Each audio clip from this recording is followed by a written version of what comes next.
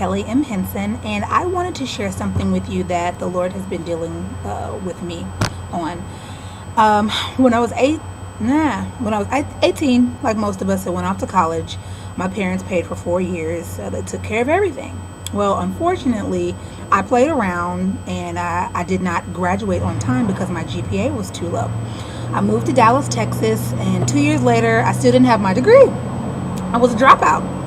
And so I realized I started working a job, and I realized $30,000, $33,000, that didn't cut it for the life that I wanted to live, and barely for the life that I was living. I mean, I wasn't even living like a spectacular life, but I surely knew that I wanted to live even more, grandiose. And I could not do that with 30 and $33,000. So, and even just the kind of type of job I was in, it was horrible. And so went back to school, and my parents announced to me that once I'd moved back to Kansas, I just had to retake some classes to get my GPA up. I moved back to Kansas, moved into my apartment, got there and was like, okay, parents, time to pay for another semester. And they dropped the bomb on me that they were not paying for that last semester, and that they had, did what they were supposed to do or gonna do as far as paying for my first 4 years, and I blew that. And so that this last semester was on me. Threw me for an entire loop, because anybody that does know me knows that I probably I was a little spoiled and had that generational entitlement thing. But anyway, and so I had found myself in the financial aid office that I'd never been in before, signing the dotted line for a loan, because I didn't qualify for any Pell Grants or anything like that. I didn't qualify for any free money. I was taking out a loan. And although I understood basically that a loan meant that you had to pay back, I didn't understand the whole interest thing. I didn't understand, I didn't see, of course, 10 years down the road when they'd be calling your job or calling you from different numbers because you're not answering the 1-800 numbers anymore. And then they're calling you from different numbers trying to catch you up, or you're starting to put rings on those numbers so that you know which ones not to answer. Yeah. No way did I see 10 years down the road what that was going to be like. So what I did, and I guess I was maybe 20, 21, somewhere around that. No. I don't know. I was in my 20s. I definitely knew. I signed a dotted line and said that I was going to take this amount of money from them, and I promised them that I would pay them back. Well, now I'm about 10 years down the road, and this is going to be a very transparent video because, first of all, it's going to be transparent because many of us, if not most of us, have some sort of debt, and people need to stop walking around acting like you don't have any, because a lot of us do, and it is a blessing when you become debt free, and I'm on the way to do that. But one thing you can't do by doing that is by ignoring the debt. Just because, I don't know what it is, but a lot of us think if we don't address it, or if we ignore it and we keep ignoring these phone calls, that they're going to forget or tire out and not call you. This is their job. Like, they're not going to forget and tire out. You told someone that you were going to take their money and you promised to pay it back with interest. And if you don't do that, the Lord was just really showing me that you're a liar and you're a thief. If anybody borrows money from you and does not pay it back, they've lied to you and said that they were going to pay it back. And then they're a thief because they have your money and they went and did what they were going to do with it. And I'm not even thinking about paying you back. And I don't want to be a liar or a thief. And that was very convicting for me. And so I have a best friend brother. He hates for me to call him my bestie, but I do, Jason. And I'm using him. He's really financially wise and just has a lot of information. And so he's been talking with me, coaching me, even when I don't want to hear it, about what I need to do as far as my financial, my student loans, because I do live, let me say this transparently as well, I do live a pretty much credit-free life. I didn't get credit cards and stuff because my parents didn't have all that. My father surely didn't have all that. And so I have seen how a cash life can be and how possible it is. Yes, it does have its struggles, but at the end of the day, my dad didn't owe a whole lot. He didn't spend a lot that he didn't have. And so that's I do follow some principles of Dave Ramsey. Why spend money that you don't have? So definitely in 2014, it's possible to live a cash life. It is difficult, but it is possible.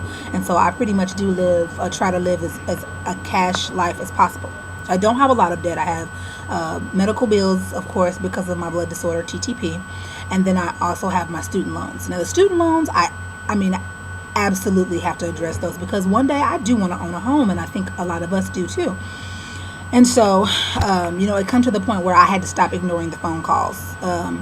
And first of all, it just doesn't feel good to know that you got people calling you trying to collect and resolve an issue and you're not answering the phone. That doesn't feel good for you, to keep seeing those numbers pop up. So, I was talking to Jason one day and he was letting me know of the different things that I did not know, the different ways that they can try to debt collectors can try to get their money to get their money that you owe them.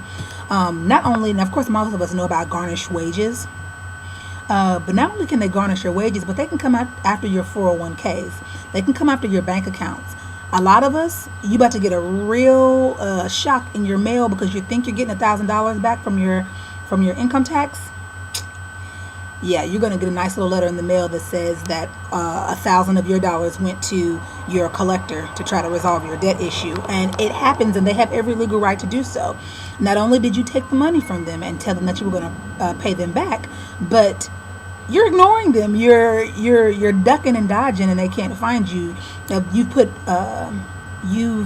put your what do you call your references, your people that they can call to find you, just in case your number conveniently changes or your address changes and you don't alert them. You put those people involved in this as well, and that's not fair for them. It's not fair that they call your sisters. It's not fair that they call your aunts. It's not fair that they call your best friends, cousins, aunts, uncles, godparents. It's not fair that they do that to chase you down because of a debt that you owe. And so, anyway, he was just kind of explaining to me just some of the things. And one thing he told me, he was like, Kelly, just call and try to get things figured out. Find out where your loans are. The simple phone call, like that really was the hardest step, to actually make the phone call to say, I know that I owe you. Let's start there. I know that I owe you. And no, I may not have, for somebody else, maybe you're not working. But so for me, I don't have that choice because I do work and I am able to. And so, I had to call and try to rectify that. And so you start with that very first phone call. And so you may be asking, like, well, I don't know what number to call. Well, start by calling some of those 800 numbers that are calling you. Call those back because they will find you. They will track you. You can give them your social security and they'll pull you right on up. Trust me. Or if you don't have that, you can call actual Sally Mae, who your original lender was. Now, they may not answer any questions for you, but what they can do is at least tell you where your account is now, who has it, who has possession of your account, and give you that number so that you can call them. Another thing that you can do, between those two things, you'll get a hold of where your account is and someone that can help you, that is assigned to you, so that you can start getting this rectified. But what I wanted to tell a lot of you about, if you don't know, there's something called a federal rehabilitation program. And in a nutshell, what that is let's say your student loans are in default. It's the worst category that they can be, and you've ignored it for 5 years. They've called you from every number, and you're on the rotation now. They call you once a quarter, because they know you're not answering, so they're not calling you every day. They're calling you once a quarter to try to get you to slip up, and you will slip up. But it's the Federal Rehabilitation Program. You can call them and ask them about this program. And what it is that they take all of your financials, find out everything that you're making, what goes out a month, and they will find out what you're able to pay a month. Don't tell me that you're not able to pay $15. Don't tell me you're not able to pay $50, because most of us eat $50 worth of food when we go out. If you can't afford $50 a month on your student loans, then you shouldn't be eating in Nan McDonald's, Nan IHOP, Waffle House, Houston's, Jack Stack, Famous Dave's. Don't you be at any restaurant if you cannot afford to give your lender, the person that you owe, $50 a month to try to rectify your debt. I even have one of them, again, transparency, as low as $15 a month. I've had that before. So it's possible. You let them know what you can pay. So I've got mine set up how I can do it. And so, which I'm not going to tell the amounts, because I ain't got to tell all the amounts. I'm being pretty transparent, but I'm not telling all my amounts. So anyway, I have mine set up to the way that's perfect for me. And so I pay for the next 10 months on time. 10 months on time. And your debt that is in collections goes back to your original lender, and you're out of deferment. I mean, out of deferment, out of collections. You're back in the positive, and that will reflect on your credit history. So again, I'm not trying to really pull on my credit history because I really am trying to live a cash life. But if I want to, I want to know that I can always go to my credit history. Right now, it's not so positive, but I am actively working on that, and I'm not going to sit and I don't care what you see on Facebook. I don't care how many pictures and poses and on anybody, not just myself. You got debt, you got a problem. And unfortunately, you can't see credit scores through pictures. All you see is happiness and what seems to be like a glam life, but you can't see debt from in between glitter. So it's real, and a lot of us have it, and it's time that, especially in your early ages, in the early, your 20s and your 30s, you can start tackling this. You can start addressing it. There's no reason to ignore it. So the Federal Rehabilitation Program is an awesome program. You pay your bill every month for 10 months on time, and then that goes back to your original lender, and you're out of the red, and you're out of collections. Like, that's pretty easy. It really is. But I think that, again, just because a lot of people hide and a lot of people ignore the phone calls, and it's like you're not addressing it, and you're almost kind of making it seem a little bit bigger of a boogeyman than it really is, when you can just call the people. I mean, first of all, the people that are on the phone are just like you. They're just like you. You know what I mean? Either they may owe things as well, and please believe it, they're not making buku's worth of money anyway. They're living just like you. Who knows? I mean, you could be walking next to them at Walmart. They're people just like you. So you just call them, and that sounds like an Everest commercial. Just call them, right? Anyway, so just call them. Literally, let them know what you can do, and they work with you. So anyway, that's what the Lord has been dealing with me on. And I really do hope that many of you make that phone call. If not today, because I know that today it's a weekend that I'm recording this. Monday morning, you make it your first moment's priority to pick up that phone and to get your stuff rectified and settled. Like, it's no excuse. You want to be a boss, you want to be a bad bee, you want to really be a cold piece, you want to be a dime, you want to be just all of that. Get your debt under control. You cannot be all of that, because what you really hate is for them to come after some of your possessions, some of your what you think are possessions. Yeah, that's not cute. So yeah, you want to be all of that. Get your debt under control so that you can be a big fat goose egg. Zero. That's bad right there. Zero. That's amazing when people are debt free, and it's possible. But you just have to be active with making those phone calls, staying up on your information, keeping good documentation, keeping files, making sacrifices in areas that you know you can sacrifice in, and handling up on something that you promised to pay back. If you promised to, you signed that dotted line. Nobody else did it. Your mama didn't do it. You did it. You signed that line. You told them that you were going to borrow X amount of money from them. You owe them. It is your responsibility and your duty to pay them back, because you don't want to be a liar and you don't want to be a thief. I hope you don't. Lastly, I'm going to say this. I forgot to add this in. For me personally, I have a list of, well, we all do. Don't give me that. I have a list of things that I would like in a potential partner, and one of those things is debt under $20,000. I don't want to. I do know that a lot of people do come with some sort of debt, and I'm okay with that. I think $20,000 is something that's workable. So my goal is to be at under $20,000 worth of debt, and I'm very close to being there because of my student loans. My cosmetology license costs more than my undergrad degree. Nevertheless, I do have my student loans that I am working on paying back.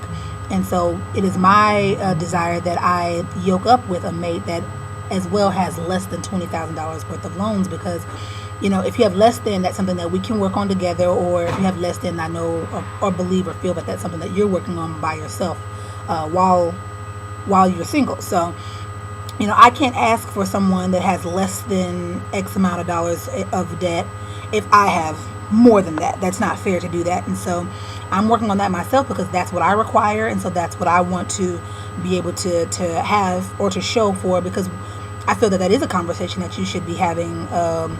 If you're serious about dating someone, hey, let's get all the debt out on the table, because little do you know, if you don't know, when you get married, automatically their debt is your debt. Automatically. It doesn't matter how fair you think it is.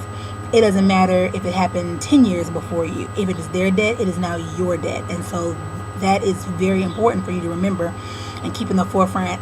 Love is blind, but don't be crazy.